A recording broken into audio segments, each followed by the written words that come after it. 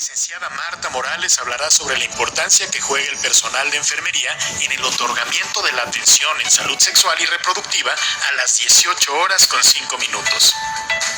Y a las 19 horas, la licenciada Sara Andrade nos reforzará que es una realidad poder implementar las acciones preventivas en materia de anticoncepción desde el enfoque médico y con el soporte del marco legal.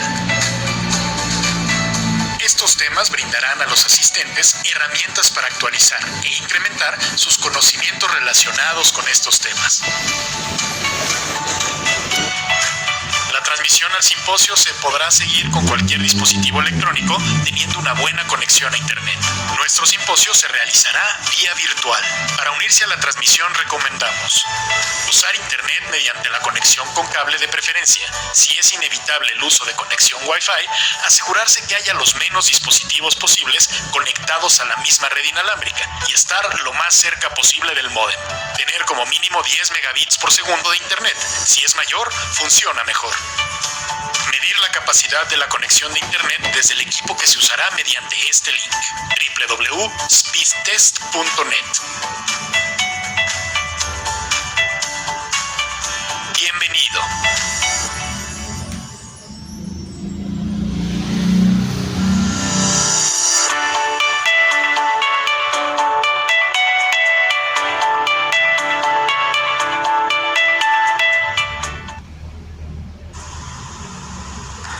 Buenas tardes, sean todas y todos bienvenidos al Foro de Planificación Familiar para la Enfermería enfocado en asesoría anticonceptiva.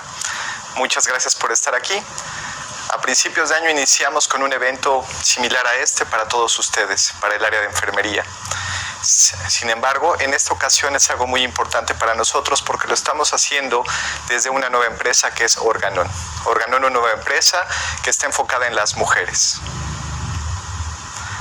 Agradecemos mucho todo este tiempo que tienen ustedes aquí con nosotros y sobre todo el querer seguir innovando y querer seguir preparándose en anticoncepción y sobre todo en planificación familiar.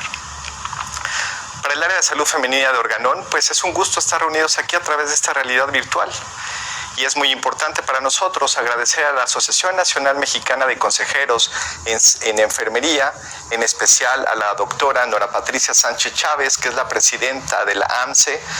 Agradecemos también al maestro Eliud Samperio, representante de AMCE para el estado de Oaxaca, y sobre todo a Mariana Castillejos, quien tuvo la iniciativa de poder generar este evento para todos y todas ustedes en esta área de enfermería.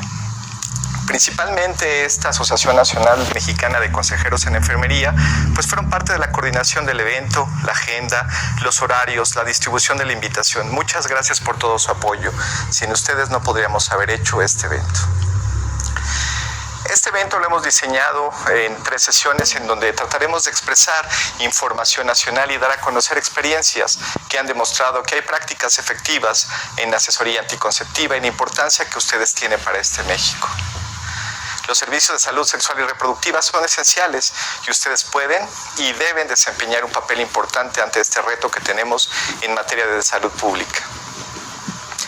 Existe un incremento en la necesidad insatisfecha de anticoncepción y vulnerabilidad principalmente en las más jóvenes. Y es muy importante que todos en conjunto podamos trabajar para poder evitar el embarazo no planificado, principalmente en este grupo etario de la adolescencia. Espero que poco a poco en estos 3 días nos familiaricemos con esta plataforma. Nos gustaría mucho que este evento fuera muy interactivo, entonces les solicitamos, les pedimos por favor que en caso de que tengan alguna pregunta o comentario lo viertan en ese espacio de preguntas y comentarios que nosotros tenemos para poder nosotros a través de nuestros expertos poder responder ante las dudas que ustedes tengan. La sesión del día de hoy está estructurada de la siguiente manera. Hablaremos del rol que tiene el grupo de enfermería en la planificación familiar, que lo estará dado por la licenciada Marta Morales. Posteriormente hablaremos del papel a la implementación, marco legal en planificación familiar, en donde la licenciada Sara Andrade nos hablará de ello. Es muy importante, ¿por qué razón? Porque este evento encaminado para el grupo de enfermería está liderado por este grupo de expertas en enfermería. Muchas gracias por estar aquí a nuestras 2 ponentes. Para iniciar, entonces, invitaremos a la licenciada Marta Morales, que hablará del rol de enfermería en la planificación familiar. ¿Y ella quién es? Ella actualmente es jubilada del Instituto Mexicano del Seguro Social como subjefa de enfermería en planificación familiar durante 18 años en el Hospital General de Zona 2A, que es Francisco del Paso y Troncoso. Tiene diplomado en en sexualidad humana, diplomado en prevención del embarazo en la adolescencia, diplomado en masculinidades, diplomado en lenguaje del cuerpo, diplomado en manejo de emociones, diplomado en relaciones de pareja, es decir, está sumamente capacitada para todo este entorno del que ella hablará. Licenciada, estamos muy contentos de que participe con nosotros nuevamente como speaker. Le dejamos ante su escenario virtual. Muchas gracias por estar aquí.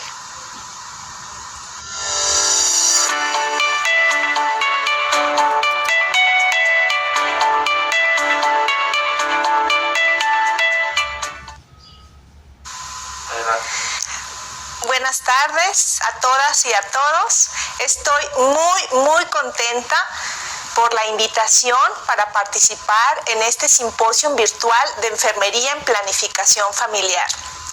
Agradezco profundamente al comité organizador por la invitación, pero en especial al doctor Said por este gran reencuentro.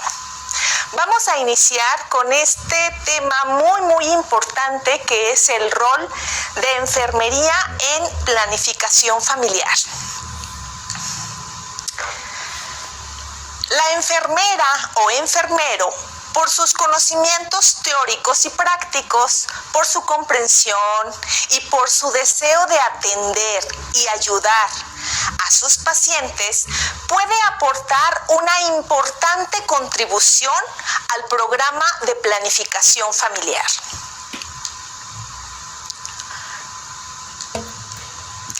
Ser enfermera o enfermero es una profesión que exige mucha preparación académica, capacitación continua, disciplina y sobre todo humanismo.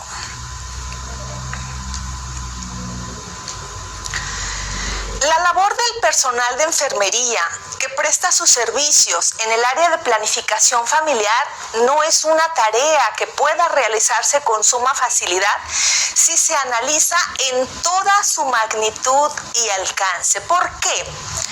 Porque la enfermera va marcando la pauta de trabajo, de coordinación y va marcando la línea para que el área médica, el área de trabajo social, vayan siguiendo de alguna manera todos los procesos para que se dé el trabajo en equipo. Y esto es muy importante.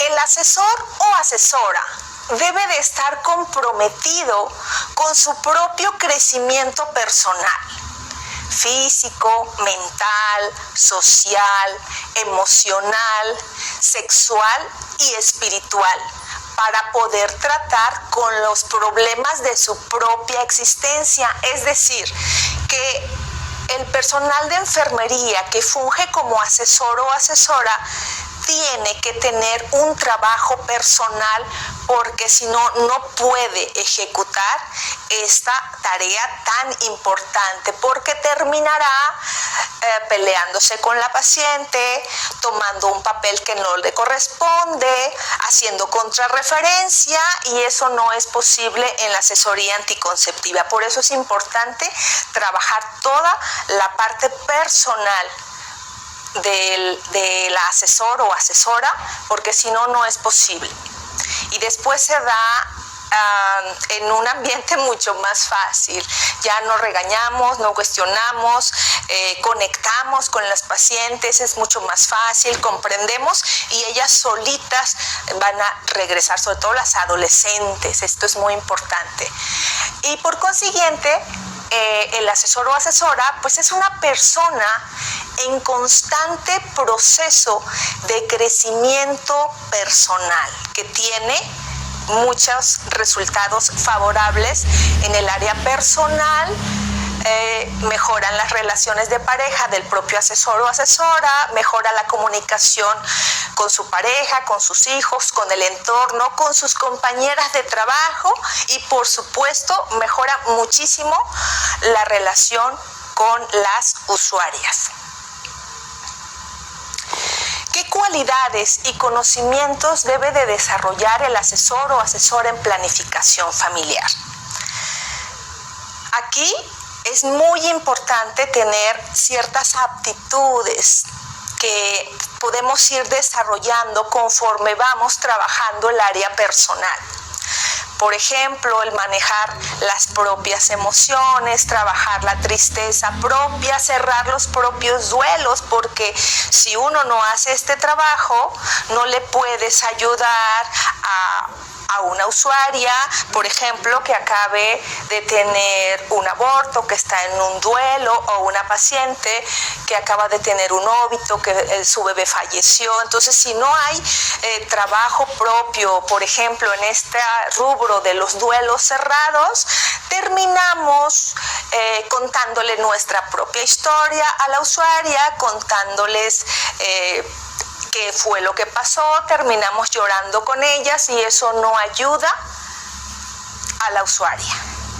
Entonces esto es muy importante, manejar las emociones, tener los duelos cerrados, trabajar el lenguaje del cuerpo, por supuesto tener esta capacidad para la comunicación, que te guste trabajar con las personas, porque aquí es muy importante el papel de asesor o asesora, porque aquí escuchamos mucho, aquí quien habla más es la usuaria, no el asesor. Entonces aquí tenemos que ir desarrollando la escucha, la comunicación, sobre todo la no verbal. ¿Por qué? Porque la boca puede mandar un mensaje, pero la actitud, la conducta, los gestos pueden mandar un lenguaje completamente contradictorio y no logramos los objetivos. Y de repente podemos decir, ay, ¿por qué ninguna paciente me acepta método anticonceptivo? Si yo le hablo, le digo, le explico, sí, pero de repente llega la usuaria y yo estoy en el celular o estoy escribiendo o no tengo contacto visual o hago otras cosas. Entonces el mensaje que le podemos mandar a esta usuaria, a esta paciente, es que no nos importa. No me importa lo que tú me digas, no cuentas para mí, yo nada más estoy como merolica repitiendo y ella, con ese mensaje que le estoy mandando, pues se regresa. Pero vean qué diferencia cuando llega una usuaria, hago contacto visual, la saludo, la siento y le decimos, le preguntamos el nombre y le decimos en qué te podemos ayudar. Por ejemplo, dejamos de hacer todo lo que estamos haciendo y le ponemos toda la atención. Y créanme que poner esa atención 5 o 10 minutos tiene un valor invaluable para la usuaria, porque podemos conectar, hacer muchísimas cosas y facilito puede adoptar un método anticonceptivo, porque muchas usuarias a veces nada más van para ser escuchadas, comprendidas y sentirse en conexión y en confianza. Y eso puede ser muy fácil si el consejero o la consejera tiene esta capacidad para la comunicación y el lenguaje corporal. También es muy importante pues tener conocimiento sobre todos los métodos anticonceptivos, conocer toda la gama, las nuevas tecnologías que tienen algunos métodos anticonceptivos, conocer desde sus indicaciones, ventajas, efectos secundarios, etcétera, etcétera, porque aquí todos los métodos son buenísimos. Aquí lo interesante es la capacidad del asesor o la asesora para darle opciones a la usuaria del método idóneo que le caería mejor de acuerdo a sus expectativas personales y reproductivas. Porque aquí lo más interesante en la planificación familiar no solo es que la usuaria adopte un método anticonceptivo, sino hacerle seguimiento. Pudiera ser nada más la adopción el 50%, pero de repente creemos que hasta ahí termina nuestro trabajo en planificación familiar, que acepte un método y nos olvidamos. Y no, el otro 50% es de vital importancia, porque es el de decirle a la usuaria que venga en un mes porque nos interesa saber cómo le está yendo con ese método, qué efectos secundarios está teniendo y sobre todo, si está disfrutando del placer sexual al que tiene derecho. Ojo, de repente olvidamos esta parte, porque los métodos anticonceptivos de alguna manera sirven para la prevención del embarazo. De repente nada más nos enfocamos en la prevención del embarazo, pero por el otro lado también está el disfrute del placer sexual al que todos tenemos derecho con un método anticonceptivo y con los menores efectos secundarios posibles. Entonces, cuando nosotros le decimos a la paciente que nos importa que venga a decirnos cómo va con su método anticonceptivo, vamos asegurando el apego al método anticonceptivo. Por eso es muy importante. Otra cosa es que deben de saber manejar la consejería en planificación familiar y para eso hay que capacitarse. Porque recordemos que no toda sesión de consejería termina con la adopción de un método anticonceptivo y no por eso no es consejería. Aquí es muy importante que cuando una paciente no tenga la decisión todavía tomada, lo vaya a pensar, vaya a consultarlo con la pareja o nos diga que no quiere, es muy importante dejarle siempre la puerta abierta para que ella regrese.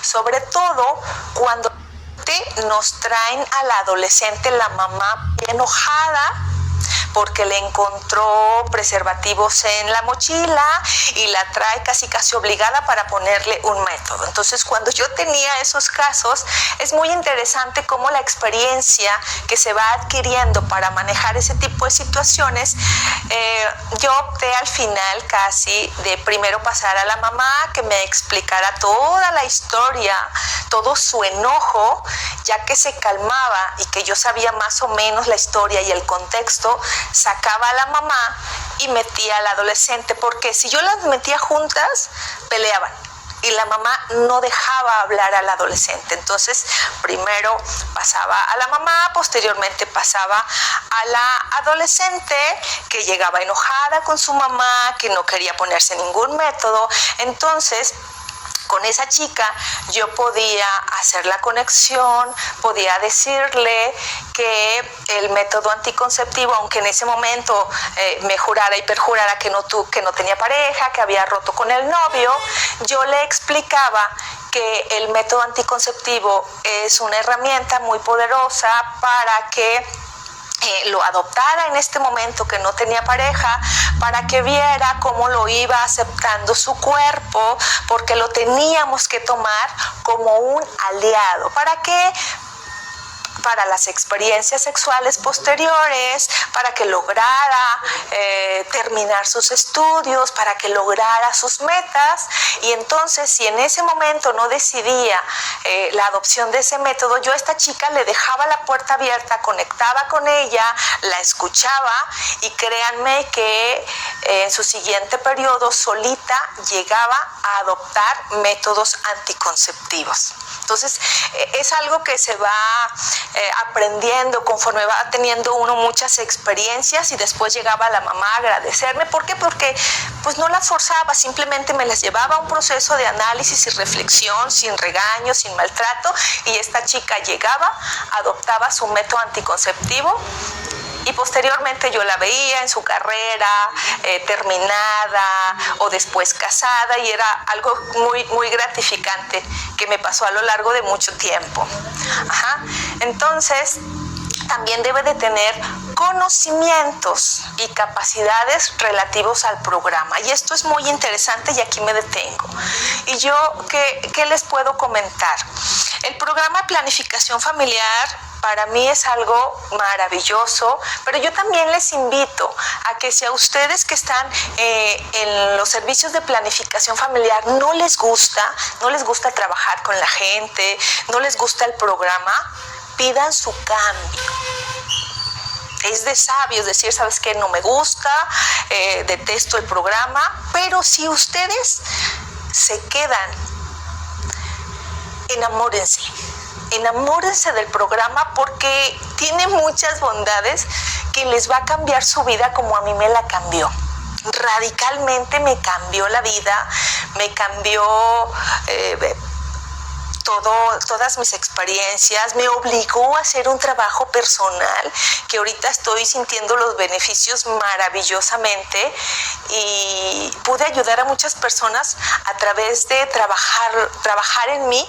Pude ayudar a muchas personas y es muy gratificante, y una de esas gratificaciones pues es este momento que estoy ahorita con ustedes compartiendo estas experiencias y agradeciendo esta oportunidad de este foro virtual de planificación familiar para poderles compartir muchas cosas que se pueden hacer solo con enamorarte del programa y poder ayudar a tantas y tantas adolescentes y pacientes que carecen mucho de información y cómo pueden ir mejorando sus vidas a nivel sexual, o logrando objetivos, terminando sus metas, solo con este programa tan maravilloso que es. Por supuesto, también tener conocimientos relacionados al país, qué estados, por ejemplo, de la República tienen mayor índice de embarazo en la adolescencia, cómo está tu estado, cómo está tu jurisdicción, tu clínica, los derechohabientes, los no derechos, toda tu zona local y del país. Es muy importante que tengas el conocimiento de cómo vamos como país, y sobre todo tener conocimientos relacionados a las usuarias o los usuarios. ¿Por qué? Porque uno tiene que relacionarse y que ubicarse en qué cultura tienen esas usuarias, qué idiosincrasia, qué mitos, qué costumbres, qué creencias, pero también cuáles son las que traigo yo, qué mitos tengo, porque de repente nada más creemos que las usuarias traen algunos mitos y no es cierto, A veces nosotros también de manera inconsciente tenemos mucha renuencia a algunos conceptos de planificación familiar, de algunos métodos anticonceptivos, sobre todo en la vasectomía, por ejemplo, o en la misma salpingoclasia. Mucho personal de salud no decide operarse también porque traen ahí arrastrando algunos mitos y costumbres. Entonces yo las invito a que nos abramos de pensamiento, a que colaboremos, a que hagamos también planificación familiar con nosotros mismos, porque yo puedo estar hablándoles aquí muy bonito, pero poder traer un alto riesgo reproductivo. No controlarme con nada, no estar operada, y porque yo aquí estoy o tuve muchos años de experiencia, creo que no me va a pasar nada, y no es cierto. Bueno, aquí estoy exagerando porque ya me pasaron esos años reproductivos, pero es un ejemplo de cómo a veces nosotros no adoptamos métodos anticonceptivos y podemos estar en un riesgo impresionante. Y también ubicarnos en qué región estamos, porque a veces nos tocará hasta aprender algún tipo de dialecto para poder conectar con esas personas de usos y costumbres. Entonces esto es muy amplio y exige mucha preparación el programa de planificación familiar. Estos serán algunos conocimientos adicionales que puedo yo sugerir para ir enriqueciendo el trabajo personal de un asesor o una asesora en planificación familiar. Sobre todo aquí también agregaría, aparte de estos que estoy mencionando, de sexualidad humana, lenguaje corporal, manejo de emociones, relaciones de pareja, masculinidades, tanatología para saber manejar los propios duelos, etcétera, etcétera. Ok, fíjense bien, vamos a pasar a esta parte de los números que me encantan, y les voy a compartir las estrategias que de alguna manera fui organizando a lo largo de mi experiencia en planificación familiar, porque he de comentarles, para todas las que están en hospitales de segundo nivel, a nosotros nos pagan o nos contratan para el apeo y creemos que eso es lo único que tenemos que hacer. Pues déjenme decirles que no. Yo estuve en hospital de segundo nivel y sin consultorio de planificación familiar. Y estas estrategias que pude ir clasificando, por supuesto que también las pueden hacer ustedes desde un hospital, desde una clínica a primer nivel o un hospital de segundo nivel, aunque no tengan consultorio de plan. Y si están las ganas, si está el amor por el programa, ustedes por supuesto que pueden lograr estos resultados que nosotros logramos como equipo en el hospital de Troncoso. Y entonces les voy a mencionar 5 estrategias. El apeo, que es la anticoncepción posevento obstétrico. Déjenme decirles que cuando yo inicié la coordinación del programa, teníamos 1,500 nacimientos al mes. 1,500 nacimientos al mes. Desafortunadamente, se nos morían entre 16 y 18 pacientes posevento obstétrico. Eso era una gran tragedia, que se murieran alrededor de 16 a 18 pacientes en el año. Eso a mí me marcó mucho porque yo viví muchas muertes maternas y créanme que se siente horrible. Se me erizaba toda la piel cuando teníamos ese tipo de situaciones. Entonces, que no se las deseo, de verdad, no se las deseo a nadie. La segunda estrategia es el MAPS, que es el módulo de apoyo a la prestación de servicios de planificación familiar. ¿Esto qué es? Un recurso que llega a hospitales de segundo nivel o de primer nivel para que se contrate a un médico, a una enfermera y a un anestesiólogo en el caso de hospitales de segundo nivel para que operen a las usuarias que no acaban de tener bebé. Allá le llamábamos OTB de intervalo. O en las clínicas, operar de vasectomía a los hombres. Se contrata a un médico y una enfermera para que realicen el procedimiento. Este es el MAPS. Entonces, en el hospital donde yo estaba teníamos ese MAPS y operábamos de salpingo. La estrategia número 3 es la anticoncepción en población derechohabiente y no derechohabiente. Y aquí me detengo un momento porque se me ocurrió a mí abrir el programa de planificación familiar para todo el personal del hospital. Éramos alrededor de 2,500 trabajadores. Primero lo abrí para enfermería.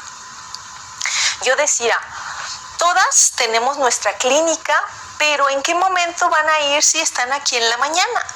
Me tocó vivir desafortunadamente muertes maternas de compañeras enfermeras del hospital. Y créanme que eso me marcó muchísimo. Yo creo que eso fue el detonante para empezar. Yo decía, si es para la población derechohabiente y no derechohabiente, pues ¿qué importa que les toque otra clínica? Si ya las tengo aquí, las voy a empezar a jalar y además no se van a ir de incapacidad por maternidad. Entonces empecé con las enfermeras. Luego no dimensioné la magnitud de esta estrategia porque al rato me llegó trabajo social, dietología, intendencia, asistente, de todas las áreas. Entonces yo las recibía y aparte recibía de 10 clínicas, derechohabiente y no derechohabiente. Entonces imagínense, me empecé a enriquecer de usuarias que llegaban, pero ¿qué creen? Que ahí no paró. Al rato, del personal masculino del hospital, me traían a la novia, a la pareja, a la esposa, a los hijos. Entonces me fui llenando, me fui enriqueciendo de muchas usuarias. Me acuerdo que me decían, ay Marta, ¿estás loca? Le digo, sí, pero soy rica y abundante. ¿Sí? Le digo, sí, soy rica y abundante en trabajo. Me decían, ¿estás bien loca? Pues sí, estoy loca. Y gracias a esa locura puedo estar aquí compartiéndoles esta experiencia. Entonces, es muy importante. La estrategia número 4 que clasificamos es la anticoncepción en la mujer en edad fértil con padecimiento crónico degenerativo. También empezamos a ver que mucha paciente diabética, hipertensa, se moría de muerte materna de causa indirecta por el padecimiento. Entonces también las empezamos a proteger antes de que ya, unos 5 o 6 años antes de que ya llegaran y nos exigieran controlar a estas pacientes. Nosotros ya teníamos muchos registros de estas pacientes. Y sobre todo, la ENAPEA, la Estrategia Nacional de Anticoncepción para la Prevención de Embarazo en la Adolescencia. Nadie nos pedía nada, pero nosotros empezamos a trabajar esto. Me decían, oye Marta, pero ya te llegan las pacientes embarazadas a un segundo nivel. Y yo les decía, sí, pero tengo compañeras y compañeros que son padres de familia y tienen hijos adolescentes. Entonces yo para donde volteaba, yo veía oportunidades. ¿Qué hicimos? Tallercitos en sábado. ¿Por qué en sábado no van a la escuela los chavos? Les pedía yo 2 requisitos. Uno, que no me lo llevaran a fuerzas, porque de repente la mamá es la que quiere al curso y me llega el adolescente enojado, no pone atención, está en el celular. Entonces, el requisito que yo pedía es que no me lo llevaran a fuerza, que él o ella quisiera. Y el segundo requisito es que no fuera solo, que fuera con el novio, la novia, el amigo, la amiga, el primo, la prima, y eso me funcionó de maravilla. Entonces les voy a compartir los números del último año que estuve en el hospital y estos números fueron maravillosos. Miren, les decía yo que al año, cuando yo recibí el programa, tenía más de 1,500 nacimientos al mes. 18 años después, cerramos con 3,924 al año. Al año. Son los eventos obstétricos. ¿Y a qué me refiero? A parto, cesárea y aborto.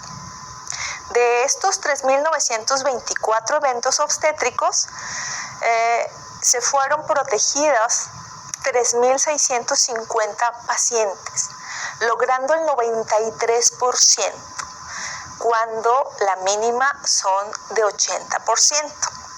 Entonces, yo al final pues ya me aburría porque ya no era tanto el trabajo, yo me enfocaba muchísimo más a la prevención. Y ahorita les voy a dar los resultados maravillosos que obtenimos, enfocándonos más en la prevención. Ok, vamos a describir cada evento obstétrico. Aquí tenemos el posaborto. En posaborto tuvimos 638 pacientes en el 2019 en el hospital donde yo estaba. Se protegieron 599 pacientes, logrando el 94% de cobertura. Y esto es muy importante, ¿por qué? Porque acuérdense que pasar por un posaborto no es nada grato. Está el duelo, está el dolor, está la ilusión interrumpida y no es fácil lograr que estas pacientes adopten un método anticonceptivo. Pero aquí lo maravilloso de esto es que de esas 599, 431 se fueron con un dispositivo. Esto es muy importante, método de alta continuidad en un posaborto. Porque se pueden ir con hormonal inyectable, pero nada más se van protegidas un mes. Entonces aquí el trabajo era lograr que estas usuarias adoptaran un método, sí, pero uno de larga duración. 138 se fueron con hormonal inyectable, logrando el 23%, y 30 se fueron operadas de salpingo. Entonces, es muy importante también el tipo de método que están utilizando estas pacientes en el posaborto. En el posparto tuvimos 1,781 pacientes, de las cuales se fueron protegidas 1,643, logrando el 92.2%. De estas 1,643 que se fueron protegidas, 1,330 se fueron con dispositivo, logrando el 80%. Maravilloso. 312 con OTB, genial. Genial. Y solo una con hormonal inyectable. Esto también es muy interesante porque en ese tiempo todavía no estaba como muy permitido poner el implante en el posevento obstétrico. Entonces, los hormonales inyectables los llegamos a utilizar en casos muy especiales cuando el bebé se ovitó, cuando es un mortinato, cuando estaba muy grave en la terapia intensiva y sabíamos que la mamá no iba a poderlo amamantar. Entonces, ahorita ya es muchísimo más fácil. ¿Por qué? Porque todo lo que no se puede poner vía intrauterina, pues se puede poner maravillosamente con el implante subdérmico. En el caso de las poscesáreas tuvimos 1.505 pacientes, de las cuales se fueron protegidas 1.408, logrando el 93.5% de cobertura. Y por tipo de métodos, de estas 1.408, 846 se fueron con dispositivo, logrando el 60%, 561 se fueron con salpingo, logrando el 39.9%, y solo una también se fue con hormonal inyectable. Entonces, esta sería la primera estrategia, que es del apeo, que son unos números maravillosos. Pero aquí vamos a entrar a la estrategia número 2. Acuérdense que es el MAPS, módulo de apoyo a la prestación de servicio. Y como les decía, que en el hospital realizábamos la OTB, derechohabiente y no derechohabiente, que no acabara de tener un evento obstétrico, le llamamos de intervalo. Tuvimos 161. De las cuales 128 eran derechohabientes y 33 no derechohabientes. Aquí entramos a la estrategia. Esta estrategia me encanta. Es la estrategia número 3, que es la anticoncepción en derechohabientes y no derechohabientes. Aquí está mucho del personal de enfermería del hospital y de otras unidades que de repente llegaban con nosotros a ponerse el método, además de 10 clínicas que nos derivaban. Estas son pacientes completamente sanas, que nada más llegaban a ponerse método, compañeras enfermeras de trabajo social, de todas las áreas, a todas las recibí, e incluso a las mujeres de vigilancia también las tenía protegidas. ¿Por qué? Porque si yo lograba que se protegieran, y a sus hijas igual, fácilmente me dejaban entrar a todas las adolescentes y a las usuarias directo a planificación familiar. No les ponían trabas porque ellas sabían que era para derechohabientes y no derechohabientes. Entonces, esa estrategia me funcionó también maravillosamente, tener a las vigilantes protegidas, y también me traían a sus hijas. Entonces, aquí logramos 1.877 usuarias, de las cuales a 1.635 les pusimos un DIU medicado y a 242 un implante subdérmico. Completamente sanas. Aquí eran también en edades de 15, 18. Aquí la diferencia es que ya se habían embarazado, no entraba la ENAPE aquí. Podía tener de 14, de 15, sí, pero ya con un aborto o ya con un embarazo. Entonces aquí no entraba la ENAPE aunque fueran adolescentes. La estrategia número 4 es la de anticoncepción en mujeres en edad fértil con padecimiento crónico degenerativo. Y esto me encanta. ¿Por qué? Porque logramos que todos los consultorios nos derivaran, después de que salía de la consulta la usuaria, nos derivaran a planificación familiar a las pacientes. Y solo en el año 2019 logramos 92 diabéticas, hipertensas, con hipotiroidismo, con insuficiencia renal. Esto es muy importante: insuficiencia renal, con esclerosis múltiples, con muchísimos padecimientos. Nos derivaban pacientes que estaban en etapa reproductiva y sin método anticonceptivo. ¿Qué detonó que nosotros pusiéramos una especial atención en estas pacientes?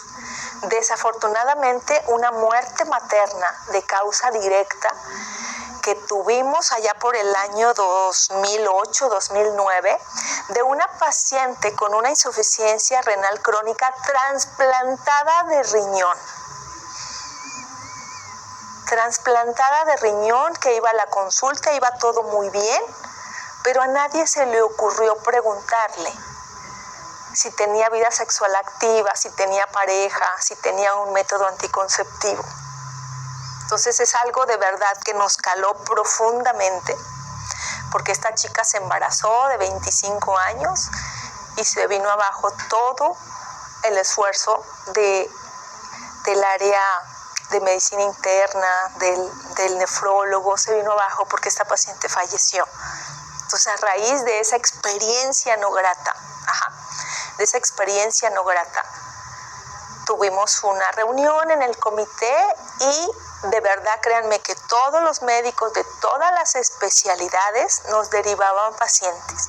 ¿Por qué? Porque no les negábamos tampoco el acceso. Al rato ellos mismos nos traían a sus hijas, a la pareja. Entonces teníamos una coordinación maravillosa en todas las áreas. Porque les digo, el rol de enfermería es ir marcando la pauta de trabajo y de coordinación. Y esto da muy, muy buenos resultados.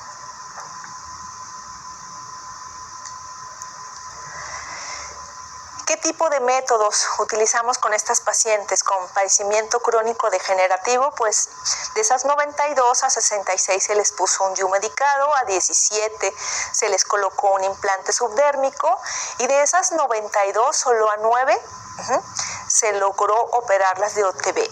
Me podrán decir ustedes o podrán estar pensando, ¿por qué no se operaron a todas las pacientes? Cuando ya estamos en la práctica, vamos valorando el riesgo, porque a veces son pacientes demasiado gorditas que tienen la gran mayoría diabetes.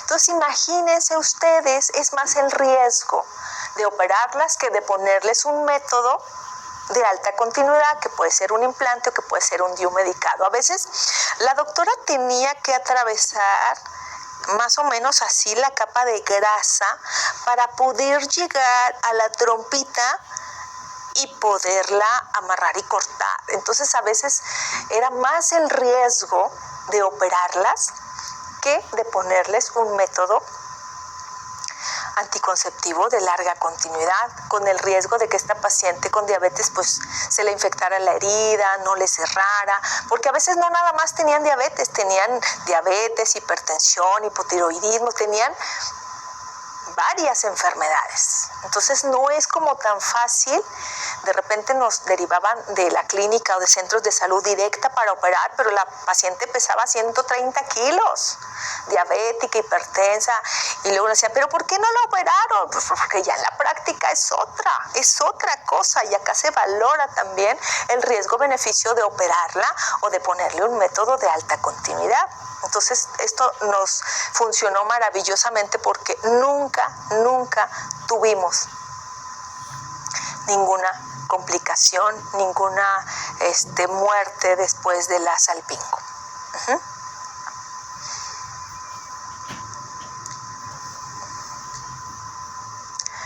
Llegamos a la estrategia número 17, que es la INAPEA. Adolescentes menores de 18 años aceptantes de un método de larga continuidad. Como ya les había yo mencionado, ¿de dónde sacaba a estos adolescentes? Pues de los propios trabajadores y sus familiares. ¿Qué estrategia hacíamos? Muchísimas. A veces los sábados, a veces en la tarde para algunos chicos. Nos teníamos que adaptar. Fíjense que ahorita me acordé, hace algunos años di un curso de sexualidad para adolescentes. Era, no sé si era un día antes o ese día era el Halloween, 30 o 31, no recuerdo. Y me acuerdo que pedí para atraer más a los adolescentes, los pedí disfrazados. Y yo, por supuesto que me disfracé. Me acuerdo que me puse unos cuernos de diabla, una cola, una máscara, y no se imaginan el éxito que tuvimos. ¿Por qué? Porque los adolescentes se podían escudar en la máscara y se podían cambiar el nombre y fluimos muchísimo mejor en el curso, porque el curso era toca, juega y aprende, como en el Papalot. Y entonces fue un curso, me acuerdo, maravilloso, que a la semana siguiente y a los 15 días ya tenía las parejitas ahí conmigo. Yo les decía, ni conozco a sus papás, y si los conozco ni me acuerdo. Quedaba yo como una enfermera amigable, que conectaba con ellos, que los entendía, que quería que lograran sus objetivos, sus metas, que disfrutaran del placer sexual al que tienen derecho. Y entonces eso me funcionó súper bien, porque yo al paso del tiempo llegué a ver a esos hijos de compañeras pues casados, con su carrera terminada, trabajando, y eso era algo muy interno de mí, que me daba muchísima satisfacción poder haber contribuido con esos adolescentes para facilitarles la adopción de métodos para que aprendieran y poder que ellos terminaran su carrera, lograran otras metas, etcétera, etcétera. Entonces, las estrategias surgen si uno quiere hacer las cosas, y a donde uno voltea hay oportunidades, hay usuarias, hay adolescentes, hay amigas, fíjense que yo ya tengo 1 año y medio jubilada, pero no se me quita la oportunidad de estar con alguien y de hablar de anticoncepción, y de hablar de planificación familiar, y de hablar de derechos sexuales. Es algo que yo creo que me lo voy a llevar toda la vida, porque de verdad me cambió completamente, y estoy muy contenta de haber vivido lo que viví y de estar ahorita compartiendo estas experiencias, porque si yo pude, ustedes también. Ahorita ya hay más herramientas, ahorita ya hay más métodos, ahorita ya es mucho más fácil todo.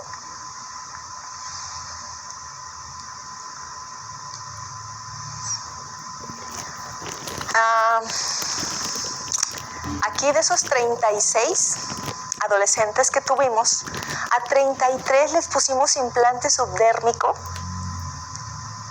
para que no se diera cuenta la mamá, para que no les estuvieran esculcando la mochila, para que fuera más cómodo, sin revisiones a lo mejor ginecológicas para las chavas. Esto funciona muy, muy bien. Y solo a 3 les pusimos un DIU medicado. Entonces, esta ENAPEA no entra con la estrategia número 3 de derechohabientes, sino derechohabientes sanos. ¿Por qué? Porque aquí, de estos 36, entre 10 y 19, ninguna chava se había embarazado. Entonces aquí tenemos las edades. Tuvimos 8 de 19 años que le pusimos implante subdérmico, 2 de 19 años que le pusimos el DIU medicado. De 18 años les pusimos a 12 implante subdérmico, solo a una un DIU medicado. De 17 años les pusimos a 7, y 3 chicas les pusimos implante de 16, y a otras 3 implante de 15 años. Entonces esto es muy importante. ¿Por qué me voy a detener un poquito aquí? Porque ahorita, en épocas de pandemia, pues se dificulta un poquito la promoción de información para la adopción del método. Las chavas están encerradas, no hay mucha incluso acceso a los servicios, porque hay algunos hospitales que fueron hospitales COVID, y entonces cerraron el programa de planning, incluso en algunas clínicas, pero se ha disparado mucho el embarazo en la adolescencia. Entonces yo las invito a que en donde estemos, a que si ya se reabrieron algunas instalaciones en hospitales, en clínicas, hay que aceptar a los adolescentes, hay que trabajar sin regañarlos, sin maltratarlos, de preferencia que vayan solos o solas las chicas, porque tenemos que seguir contribuyendo para esa disminución del embarazo en la adolescencia. Tenemos que cambiar un poquito el enfoque, no solo ofrecer métodos anticonceptivos para que no se embaracen, eso sería como el objetivo final, pero si nosotros volteamos un poquito y les trabajamos a los chavos los derechos sexuales, el derecho al placer, créanme que es mucho más fácil y la consecuencia es el no embarazo. Si nosotros cambiamos el enfoque y les vendemos que se tienen que proteger para que disfruten del placer sexual al que tienen derecho, es mucho más fácil, porque recordemos que en la adolescencia, de alguna manera inicia la madurez emocional y la madurez a nivel de experiencias sexuales. Entonces, ¿por qué digo esto? Porque la madurez emocional nos las da el otro o la otra. Cuando estamos en la adolescencia, el amiguito, el novio, la novia, que de repente estamos muy contentos, estamos enamorados y esa etapa es padrísima, pero de repente nos enojamos o estamos tristes y entonces de repente el adolescente va teniendo esos cambios emocionales, va pasando por esa etapa de madurez, está en el clímax, en lo máximo, eufórica, contenta, enamorada, y de repente se puede ir de pique. Ojo, cuando tenemos un adolescente que acaba de tronar con el novio, que estaba muy enamorada o enamorado, si no atendemos a esa emoción, si no le damos la importancia que tiene, este chavo o esta chava puede suicidarse. Ojo, ¿por qué? Porque es la primera vez que le pasa. Ese dolor que sentimos cuando nos cortaron, cuando tronamos con el novio, con la novia, hay que darle la importancia porque es la primera vez que nos está pasando y no sabemos en la adolescencia cómo manejarlo. Ya después nos vamos como curtiendo, pero si es muy vulnerable mi hijo, mi hija, emocionalmente hablando, hay que ponerle mucha, pero mucha atención, porque puede detonar en algo más severo, en depresión y por supuesto en suicidio, que eso no es nada grato. Entonces sí es importante esa madurez emocional y estar al pendiente de nuestros hijos, porque no les vamos a evitar que se pongan de novios o de novias. Es algo normal, es algo natural, es algo maravilloso. Entonces, de repente los chavos lo único que quieren es que los vayamos acompañando en esa etapa, porque de repente como papás estamos aquí y el adolescente está aquí. Entonces, queremos que mi hijo, mi hija vea el mundo como yo lo veo, con esta edad que tengo, con esta experiencia, y le prohibimos que salga, le prohibimos que tenga amigos o amigas, le prohibimos que tenga novio o novia, pero ¿cuándo va a pasar esto? ¿Cuándo este adolescente va a ver el mundo como yo lo veo? Nunca. ¿Por qué? Porque le falta vivir experiencias que nosotros ya vivimos. Entonces, ¿cuál es la invitación? La invitación es que demostremos como papás, como personal de salud, pues todo el conocimiento y la sabiduría que hemos ido adquiriendo y que le vayamos bajando 1 o 2 rayitas para acompañarlos en ese proceso. El adolescente lo único que quiere es esto, que los acompañemos en ese proceso.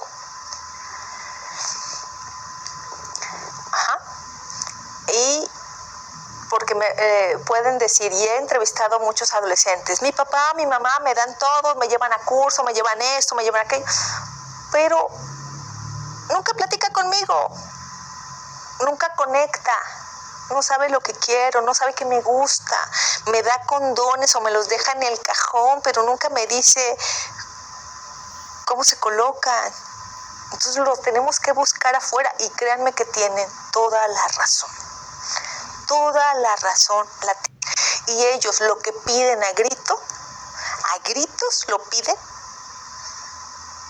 es que los comprendamos, es que conectemos con ellos, es que los acompañemos en cada etapa, que recordemos que de repente también fuimos adolescentes, sin perder, por supuesto, el nivel de papá, sin ser, no es lo mismo ser amigable que sentirnos sus amigos, no es lo mismo.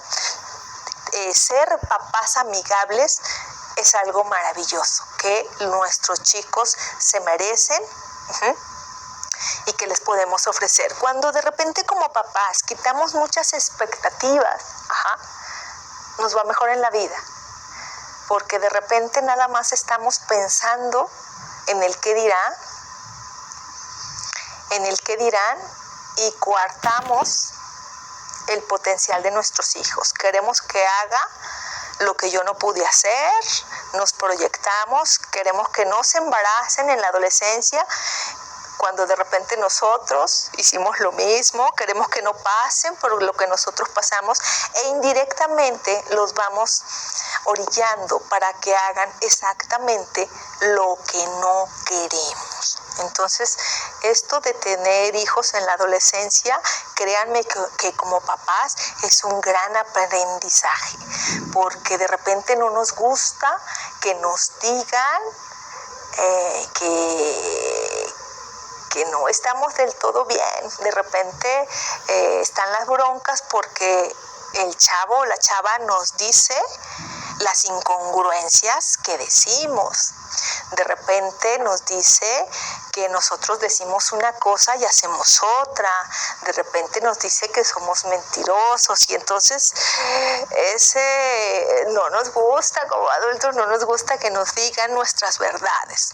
Entonces, por ahí tenemos mucho que trabajar, pero también mucho que aprender, y créanme que cuando dejamos a los chicos, a los niños desde pequeños tomar decisiones sencillas, desde si quieres ir con tu abuelita el fin de semana o porque a veces que no quieren ir o los obligamos a saludar cuando ellos no quieren, están en otra cosa, de repente vamos obligándolos a hacer cosas que no quieren. Entonces les llega la adolescencia y se van al otro extremo. Y son chicos que si eran niños de 10, de cuadro de honor, llega la adolescencia, se van al otro extremo, se salen de la escuela, se meten a las drogas. ¿Por qué? Porque los obligamos a hacer cosas que no querían desde muy pequeños. Entonces, ojo con eso, esto es muy, muy interesante. Y ya para terminar, aquí las conclusiones que les puedo decir, ¿qué logramos con todas estas estrategias en el hospital precisamente en ese último año? Pues que miren, tuvimos una coordinación al 100% y trabajo en equipo. Solas no podemos, tenemos que trabajar en equipo. El personal de enfermería de planificación trabajó en equipo con la jefatura de gineco, con la jefatura de enfermería, trabajo social, unidad tocoquirúrgica, quirófano, hospitalización. Todas las áreas del hospital tenemos que coordinarnos.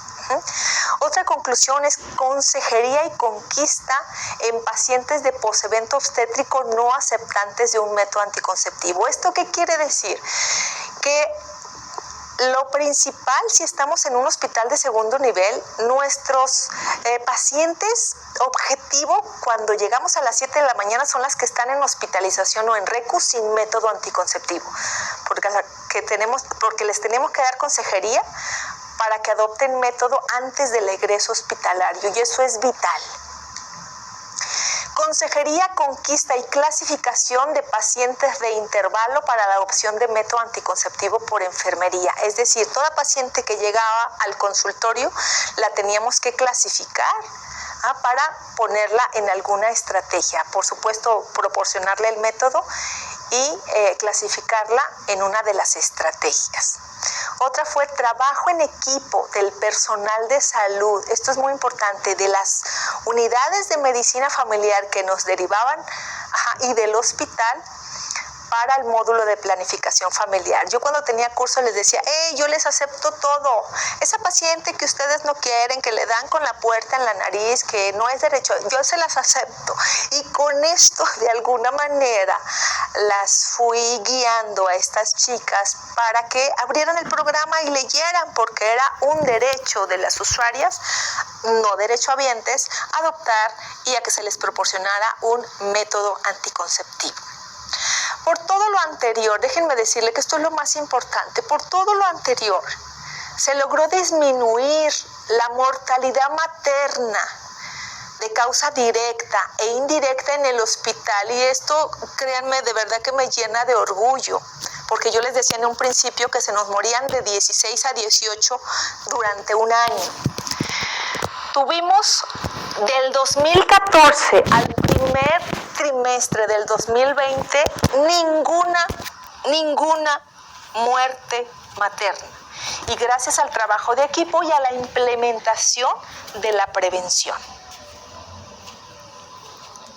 Entonces estoy muy contenta de poder haberles compartido este día el rol tan importante de la enfermería en la planificación familiar para poder obtener estos resultados. Muchísimas gracias. Muchas gracias, licenciada Morales.